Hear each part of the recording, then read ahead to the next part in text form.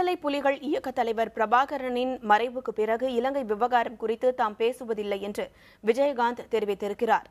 தென்னிந்திய திரைப்பட நடிகர் சங்க தேர்தலில் நல்லவர்களுக்கு வாக்களிக்கப் போவதாகவும் அவர் கூறியுள்ளார். என்னுடைய தலைவர் பிரபாகரன் இறந்ததுக்கு அப்புறம் பேசுறேன்.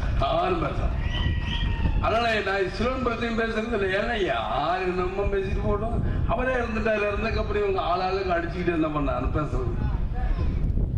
அதனால யாரும் என்கிட்ட பத்திரிகை நண்பர்கள் யாராவது அந்த கேள்விக்கு வர மாட்டாங்க.